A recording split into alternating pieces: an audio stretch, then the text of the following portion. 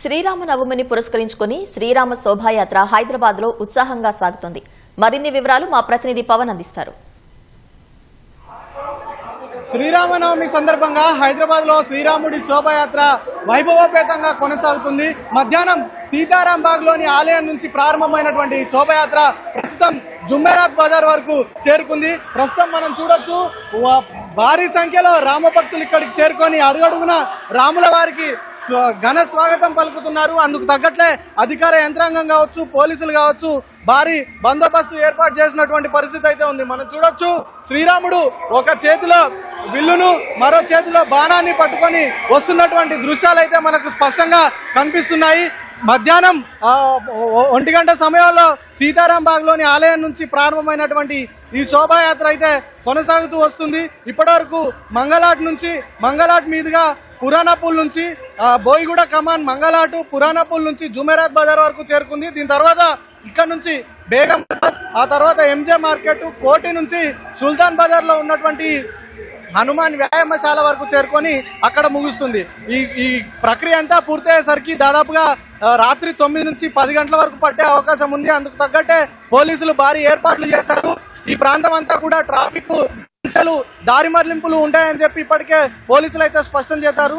ఇటు Begum Bazar, Chhatri, Afzal Gunj, MJ market, Abids, GPO, అలాగే Putlibowli X road, కోటి, ఆంధ్ర బ్యాంకు, జాతరగట్టు, కాచిగూడ ప్రాంతాల్లో ప్రయాణాలు ఉన్నవారు ఖచ్చితంగా తమ ప్రయాణాలను పరిశీలించి ప్రత్యామ్నాయ మార్గాలను ఎంచుకోవాలని సూచించారు. ఎందుకంటే ఈ మార్గంలో ఊరేగింపు కొనసాగుతుంది కాబట్టి ట్రాఫిక్ దృష్ట్యా ఇప్పటికే దారి మళ్లింపులు, ట్రాఫిక్ ఆంక్షలు అయితే ప్రయాణికులు ప్రత్యామ్నాయ మార్గాలు ఎంచుకోవాలని ఇప్పటికే పోలీసులు స్పష్టం చేశారు. అలాగే దాదాపుగా 3000 మంది పోలీసుల్ని కూడా మోహరించారు.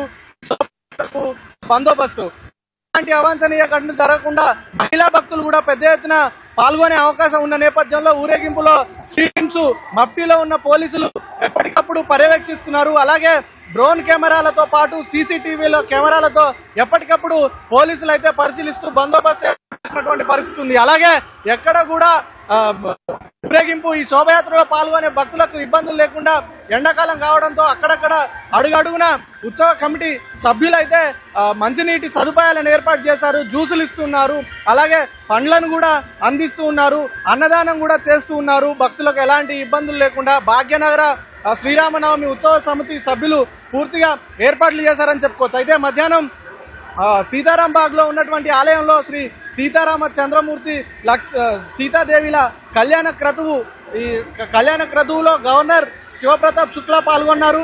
అలాగే హైదరాబాద్ సిపి సజ్జనార్ పాల్గొన్నారు.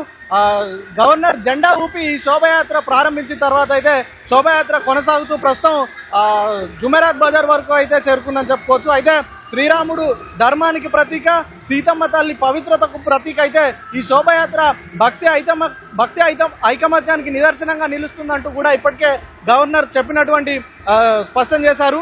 కాబట్టి ప్రస్తుతం అయితే ఈ శోభాయాత్ర కొనసాగుతుంది. కట్టుదిట్టమైనటువంటి భద్రతను అయితే ఏర్పాటు చేశారు.